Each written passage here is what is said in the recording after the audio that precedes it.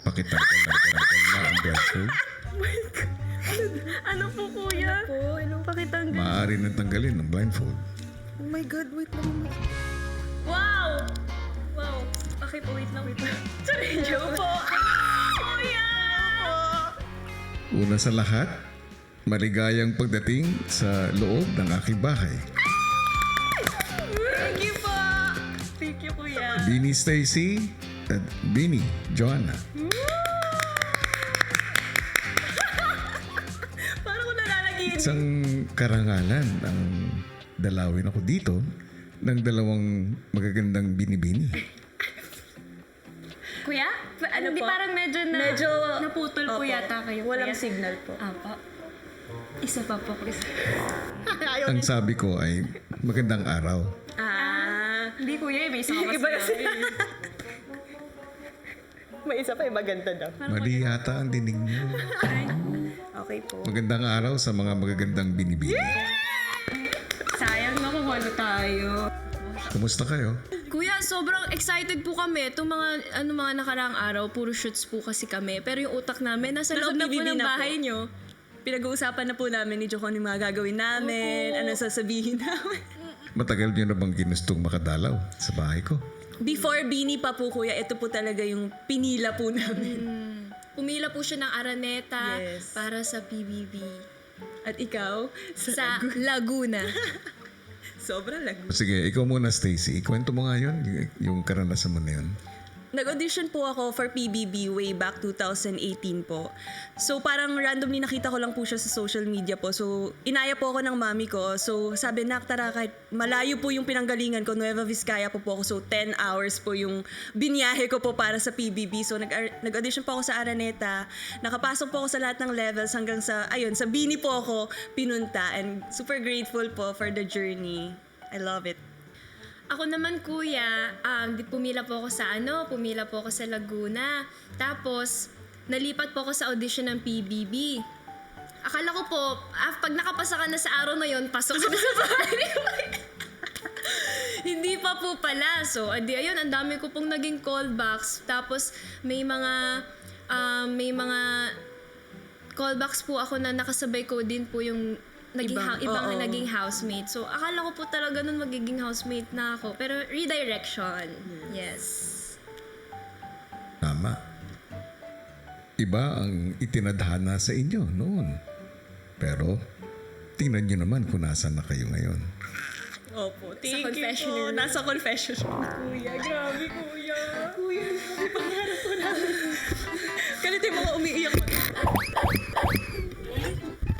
Sorry po. Masisira kasi. Pero, Kuya. ay kuya, may tanong Bakas po na kami. bakas ko yung excitement yung dalawa. Opo. Kuya, may Mukhang tanong po kami. Muntik lang matumba yung mikropono ko. Sorry po. Ang gulo po kasi. Ano yun, Joanna? Kuya, di ba po pagpapasok po may mga moniker po? Ano Apo, ano kaya po yung moniker po? Kasi meron po kaming pwedeng isuggest. Ano sa'yo? Mamin! Huwag yun. Joke. Anong moniker kaya? Ewan ko dapat you do. Ganun ba? Gusto niyo na may moniker? Opo. Oo, edi ibibigay ko sa inyo ang pagkakataon para gumawa kayo ng sarili niyong moniker. Ano? Yung mamin na nga. Yun naman yung ano. Okay, ibahagi niyo sa akin yan. Kuya. Mamin.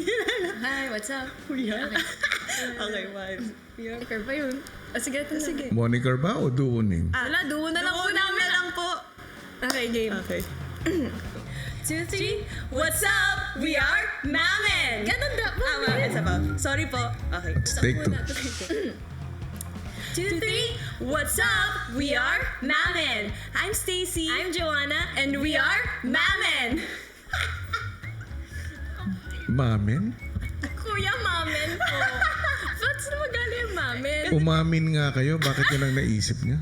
Kasi nung nasa Canada po kami, parang concert. Concert po namin for Beaniverse Canada. Tapos kami po yung roommates. Tapos itong si Joanna, puro kasi siya, hey man, pwede, kasi syempre pag nasa ibang bansa po, English po, di ba? Oh, hey, man. So, gaya po siya. Tapos Nag-isa na po yung mamen. Mamen. yeah, kaya my man, kasi my man po Yeah, yun. mamen. It's M-A-H-M-E-H-N. Mamen. Mamen. Oh, I see. Does it sound like my man. Oh, Yeah, shit! yeah, Oh, shit! right, shit! That's right. That's right. Mamen. You got it right, kuya. Wow, how cool.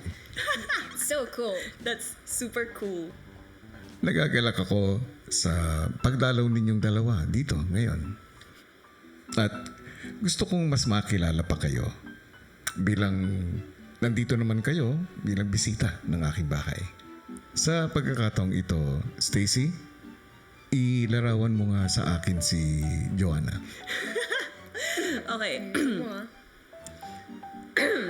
Si Joanna po kasi, simula nung nag-audition po ako, like first ever callback po, siya na po yung parang nakasama ko po sa isang hotel. Same po kami ng hotel, tapos lagi po kaming sabay kasi yung pag may service po, kunwari pagpapunta, lagi ko na po siyang nakakasama. And nung nag-bootcamp po kami, nakikita ko po siya palagi. Tapos parang nakita ko siya as sobrang galing niya po talaga. Natakot po ako kay Joanna before nung bootcamp kasi ang galing-galing niya. Sobrang galing niya kumanta, sumayaw, as in total package po talaga. So, isa po siya sa mga nakitaan ko ng potential na, ay, grabe to, baka siya yung magpatalsik sa akin. Baka mamaya ma-eliminate ako dahil sa kanya kasi magaling po talaga si Jo. And ayun, napakahusay din po niyang leader po ng Bini kasi alam niyo po yung may authority po siya and marunong po talaga siyang makisama, umintindi. At saka hindi naman po porket leader, serious po talaga. Siya po talaga sobrang kwela po. Pinakamadaldal, pinakamaingay, pinakagutumin, lahat na. Pero yeah, I love Ma'am and Joanna. Yeah!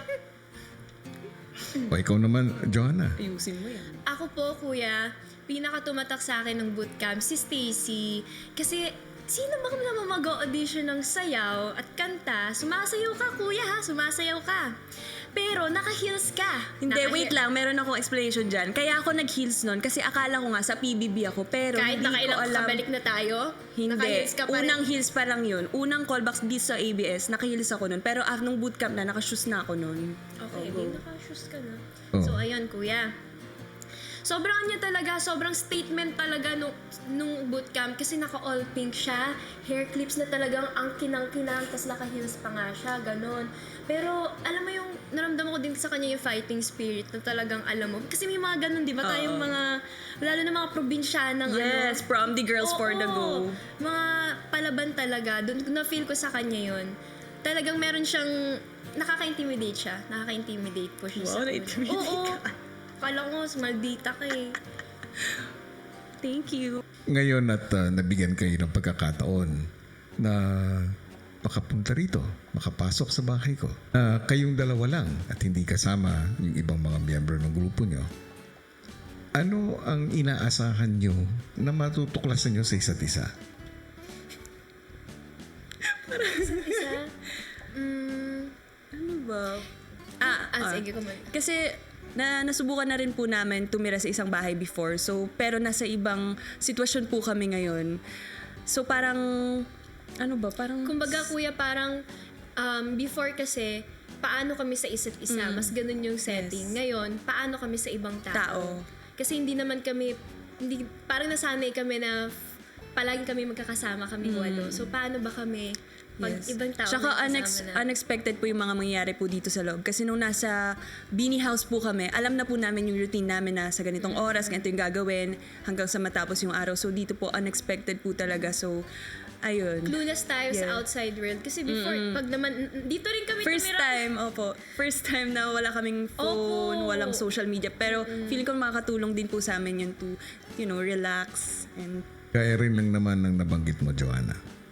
Ano naman ang inaasahan mo, Joanna, na ma-discover mo sa mga housemates ko? Sa mga housemate, kuya, kasi hindi ko sila personally kakilala. Yung iba po nakakasalubong namin before. Pero wala pa talagang interaction. So, willing talaga kaming mas makilala sila. And, ayun, syempre iba pa rin naman yung pag nakilala mo sila outside dun sa social media world, kung paano ba sila, sa diba? totoong buhay. Sorry po. At ikaw, Stacy, Same with Joanna po. May mga nakakasalamuhan na din po kaming mga housemates po. Like, kunwari pag sa mga ball, ganyan. And super interesado po kaming makilala pa po sila in yung deeper level po na kung sino ba po talaga si Esnir, si Bianca, yung mga ganun po. I'm so excited.